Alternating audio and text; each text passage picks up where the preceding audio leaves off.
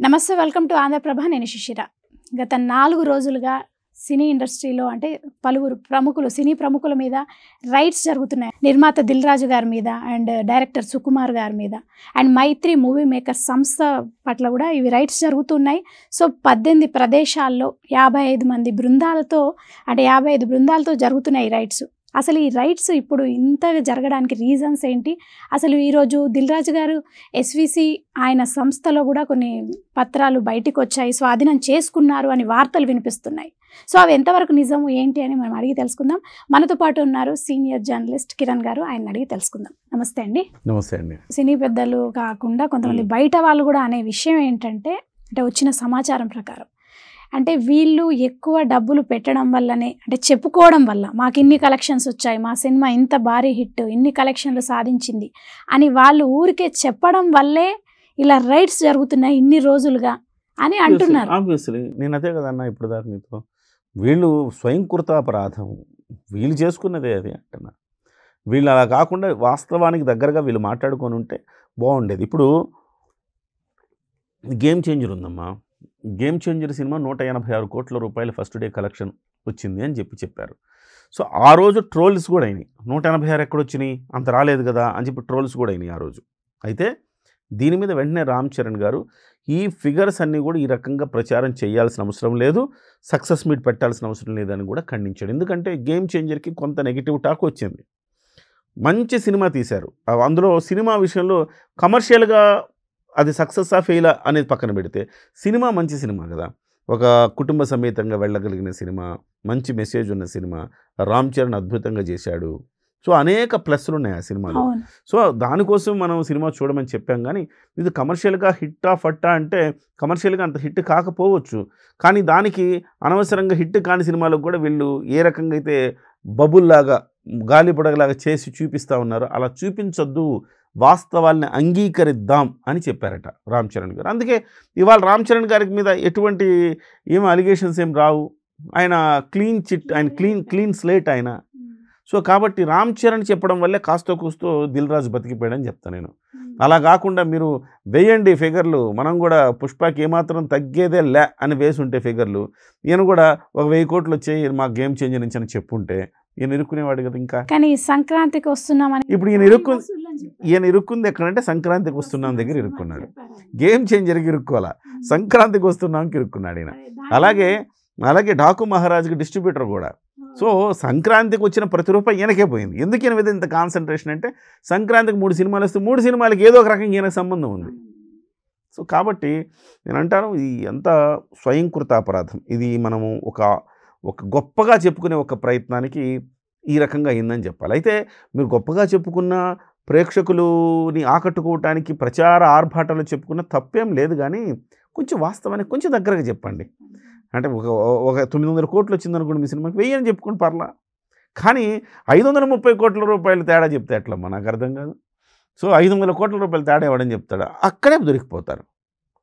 So అదే సమయంలో ఈ బ్లాక్ మనీ ఉందా అనే దాని మీద మాత్రం గట్టిగా ఫోకస్ ఉంది ఈసారి. మరి దాని గురించి చేస్తారు, చూద్దాం. ఈయన పైగా ఎఫ్డిసి చైర్మన్ దిల్ రాజు, ఎంతో కొంత పరపతి ఉంటుంది కదా, చూద్దాం ఏం జరుగుతుందో. అదే మీరు ఇందాక బ్లాక్ మనీ అన్నారు కాబట్టి కొంతమంది అంటే నిర్మాతలు, అది అంటే పేర్లు ఎవరు బయటికి రాలేదు, కానీ వస్తున్న వార్తలు ఏంటంటే కొంతమంది నిర్మాతలు ఏమంటున్నారంటే, హీరోలు బ్లాక్ తీసుకోవడం వల్లే మేము బ్లాక్లో కట్టాల్సి వస్తుంది, వాళ్ళు వైట్ తీసుకుంటే మాకు ఇలాంటి ప్రాబ్లమ్స్ ఉండవు కదా, అది హీరోల వల్లే మాకు ఇబ్బందులు జరుగుతున్నాయి అని అంటున్నారు. దీనిపైన మీరేమంటారు? డెఫినెట్గా హీరోలు తీసుకుంటే హీరోలు ఎవరెవరికి ఎంత బ్లాక్లో ఇచ్చారో చెప్పేయాలి. చెప్పేస్తే అటువైపు తిరుగుతుంది ముళ్ళు, ఇలా తిరుగుతుంది ముళ్ళు. హీరోకి ఎంత ఇచ్చారు, 300 కోట్లు అంటున్నాడుగా అల్లు అర్జును, ఏంది కథ, ఎంత ఇచ్చారు ఈయనకి, వెళ్ళి దాడులు చేయండి అయిపోయా. సో కాబట్టి నిర్మాతలకు ఉంటుంది ఆ ప్రాబ్లం ఉంటుందమ్మా, ఏ వ్యాపారాలైనా ఉంటుంది కదా. ఏ వ్యాపారాలైనా నాకంతా వైట్లో ఇవ్వద్దు, కొంచెం ఇట్లా ఇవ్వండి అని, అది ఏ వ్యాపారాలైనా ఉంటుంది. చిన్న కన్సల్టెన్సీలే తీసుకుంటున్నాయి, నాకంతా వైట్లో ఇవ్వద్దండి, కొంచెం క్యాష్ ఇవ్వండి, కొంచెం అకౌంట్ చేయండి అని చెప్తూ ఉంటారు. సో ఉంటాయి ఇవన్నీ కూడా. కానీ జిఎస్టీ వచ్చిన తర్వాత చాలా వరకు తగ్గింది, రాబోయే రోజులు ఇంకా తగ్గుతాయి. సో వాళ్ళు నిర్మాతలు కూడా చెప్పాలి అంతా వైట్లో తీసుకోవాలి. ఎందుకంటే ఇవాళ లెక్కల పక్కలు పర్ఫెక్ట్గా వస్తున్నాయి. థియేటర్ నుంచి లెక్కలు తెప్పించుకుంటుంది ఐటీ శాఖ, మరి లెక్కలు తెప్పించుకుంటే తేలిపోలే. సో థియేటర్ నుంచి ఎన్ని టికెట్లు ఉన్నాయి, ఏ రోజు ఎంత వచ్చింది ఏంటి అని చెప్పేసి థియేటర్ని లెక్కలు తెప్పించుకుంటే సరిపోలే. పైగా ఇవాళ అన్నీ ఆన్లైన్ బుకింగ్స్ అయిపోయినాయి. సో కాబట్టి దాచలేము, ఇంతకు ముందులాగా బ్లాక్ మనీ అంతలాగా దాచే అవకాశం లేదు కాబట్టి దొరికిపోతా ఉన్నారు. అదే వెంకటేష్ గారిని కూడా ప్రెస్ మీట్లో అడిగితే అలాగే చెప్పారు ఆయన, నేను వైటే తీసుకుంటాను, తీసుకునేదే తక్కువ, నేను అది కూడా వైటే తీసుకుంటా అని చెప్పాటగా. లేదని చెప్పారు. అంటే వేరే హీరోలు తీసుకుంటున్నారు అంటారా? డెఫినెట్గా తీసుకుంటారు శిశిర, ఎందుకు తీసుకోరు?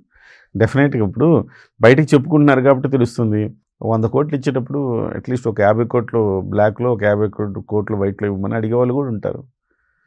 ఇదంతా వ్యాపారం, దాన్ని మనం ఒకళ్ళని తప్పు పట్టేది ఏం లేదు. వ్యాపారంలో అన్ని వ్యాపారాలు జరుగుతూనే ఉంటుంది అది. కానీ నిజాయితీగా తీసుకుంటే బాగుంటుంది అని మనం ఆశించగలం అంతే. అంటే ఒక చిన్న విషయం ఏంటంటే, బేసిక్గా చాలామంది కొంతమంది అనే ఆరోపణ ఏంటంటే, అంటే పుష్ప 2 సినిమా స్టార్ట్ అయిన నుంచి ఏదో ఒక వివాదం సినిమా ఇండస్ట్రీకి సంబంధించి, అంటే ఆ సినిమా ఘటన కావచ్చు, లేకపోతే సినీ పెద్దలు వెళ్ళి సినిమా ఇండస్ట్రీకి అదొక ఐరన్ లెగ్ అయిందంటారా, అంటే కలవడం కావచ్చు, అంటే ఇవన్నీ సినిమా ఇండస్ట్రీని పుష్పాన్ని ఇబ్బందులు నడుస్తుంది. పుష్ప వచ్చిన తర్వాత ఐరన్ లెగ్గా మారింది, అన్ని వివాదాలు సినిమా ఇండస్ట్రీని చుట్టుముడుతుంది. అదే కదా నీ ఉద్దేశం? అనే వాళ్ళు అంటున్నారు. ఏమంటున్నారంటే అప్పటి నుంచి మళ్ళీ ఇప్పుడు సినిమా ఇండస్ట్రీకి రైట్స్, అంటే ఏంటి ఇట్లా సినిమా ఇండస్ట్రీ మీద ఎందుకు ఇలా జరుగుతున్నాయి అని అంటున్నారు కొంతమంది. మీరేమంటారు దాన్ని? కొంతమంది ఇంకా ఒక అడుగు ఆరోపణ ఏం చేస్తున్నారంటే, హిందీ వాళ్ళంతా లాబియింగ్ అయ్యారు, వీళ్ళ సంగతి ఏదో తెలుగు ఇండస్ట్రీ మీద కుట్ర పన్నుతున్నారు అంటున్నారు. వీళ్ళ సంగతి ఏదో చూడాలి, ఎందుకంటే మనం ఇంత కష్టపడి తీస్తున్నాం, ఇంతంత డబ్బులు ఖర్చు పెట్టి తీస్తున్నాం, మనకి రాని కలెక్షన్స్ వీళ్ళకి ఎక్కడ వస్తున్నాయి, అంత ఫేక్ నాటకాలు ఆడుతున్నారు వీళ్ళంతా. వీళ్ళు అసలు భాగవతం తెలియాలంటే ఐటీ దాడులు జరగాల్సిందే అని ఆ రకంగా వాళ్ళ లాబియింగ్ ద్వారా కూడా జరుగుతున్నాయని కొంతమంది నార్త్ వాళ్ళు ఇలా చేస్తున్నారు, కొంతమంది ఆరోపణ చేస్తున్నారు. అది ఏంటి అసలు ఇంతవరకు నిజం అంటారు? హిందీ వాళ్ళు 1000 కోట్లు సంపాదించడానికి, 1000 కోట్లు సినిమా తీయడానికి నానా అవస్థలు పడతా ఉన్నారు, అంత పెద్ద మార్కెట్ ఉండి కూడా. మనం అలా వెళ్ళిపోయి 2000 కోట్లు కొట్టిపడేసామంటే ఏమనుకోవాలి? పైగా ముందే చెప్పి కొట్టాము, 2000 కోట్లు చెప్పి అవార్డు కొట్టాము, చెప్పి 2000 కోట్లు కొట్టాము. షారూఖ్ ఖాన్ కంటే 300 కోట్ల రూపాయలు. షారూఖ్ ఖాన్ ఎక్కడున్నాడు? షారూఖ్ ఖాన్ 250 కోట్లు రెమ్యునరేషన్ అంటే 300 కోట్లు తీసుకుంటున్నాడు మన అల్లు అర్జున్. మళ్ళీ వాళ్ళకి కాలదా, మండదా శిశిరా? సో అలా మండింది వాళ్ళకి. సో వాళ్ళ పాత్ర కూడా ఉండేమో, అంటే దాని మీద కూడా కూపీ లాగుతున్నారు, తీయాలి. చెప్పుకోవడం వల్లే మనమే ఇబ్బందులు పడుతున్నాం అంటారు. ఆబ్వియస్లీ. ఓకే అండి, థ్యాంక్ యూ సో మచ్.